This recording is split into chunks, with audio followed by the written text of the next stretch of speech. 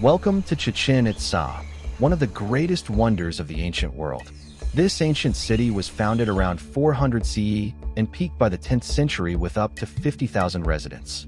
The name literally means at the mouth of the well of the Itzá, because cenotes, or natural wells, were their lifeline. By the 1100s, droughts hit, people left, and the city slowly declined. Fast forward to today, UNESCO World Heritage Site since 1988, and one of the new 7 wonders since 2007. Chichén Itzá sits right in the middle of Mexico's Yucatán Peninsula. It's huge, insanely popular, and yes, very touristy. But if you know where to go, and in what order, you'll dodge the crowds and get the best experience. Let's dive in. First, the Pyramid of Kukulcán, or El Castillo. It's not just a pyramid, it's a giant calendar. The 30-meter-tall pyramid dedicated to Kukulcán, the feathered serpent god.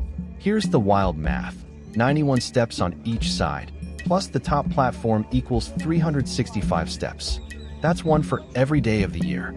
And twice a year, on the equinox, the sun shadow creates the illusion of a serpent sliding down the stairs. And here's the trick. Clap your hands at the base, and you'll hear something magical. The echo bounces back, sounding like the call of the sacred Quetzal bird. The Mayans built this acoustic trick into the design. Genius. Next stop, the Great Ball Court, the largest in all of Mesoamerica. It's 70 meters wide, 168 meters long, with walls rising 12 meters high. Here, players competed in a sacred ball game called Pak Ta Pak. The rules were brutal, using only their hips to hit a heavy rubber ball through stone rings set 8 meters high on the walls. Look closer at the carvings, players, serpents, and even headless figures. And the debate continues. Were the winners sacrificed or the losers? Head north and you'll see the Wall of Skulls, or Tsampantli. Rows of carved skulls stare back at you. Some believe these were victims of sacrifice. Others say they came from the ball game. Either way, it's chilling. Follow the path north through the vendors and jungle trail, and you'll reach a massive open cenote, a vast open well where offerings were made to the gods. To the Maya, cenotes were portals to the underworld. In the early 1900s, divers pulled up gold, jade, pottery, and more than 200 human remains. This wasn't for swimming or drinking water, it was for rituals, offerings to the gods, and sacrifices meant to ensure rain, fertility, and survival. Head back to the main plaza and walk left. Here's the Temple of the Warriors, a pyramid lined with columns carved with warriors and jaguars. At its summit once rested a Chac Mool statue, a reclining stone figure with its head turned sideways, holding a bowl across its stomach.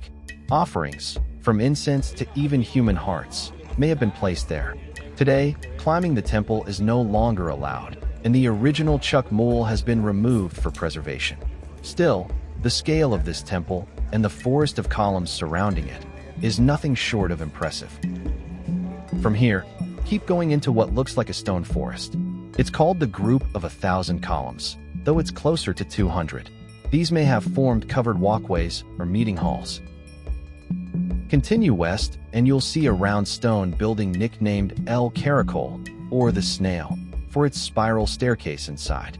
This tower-like structure is believed to be an ancient observatory. Openings in the walls line up perfectly with the path of Venus, the most important planet for the Maya. Last stop, head south to a complex the Spanish nicknamed the Nunnery. It looks like a convent, but it wasn't, likely a government or palace building. Right next to it is the church, a small temple dedicated to Chac, the rain god. Look up and you'll spot multiple Chac masks stacked along the facade. Chichén Itzá is filled with smaller wonders too, like the Temple of the Jaguars. Covered with carvings of warriors and sacred jaguars, it highlights how the Maya blended art, power, and spirituality into every stone. Thanks for joining us on this journey. Don't forget to like, subscribe, and keep traveling with us as we discover more of the world's treasures together.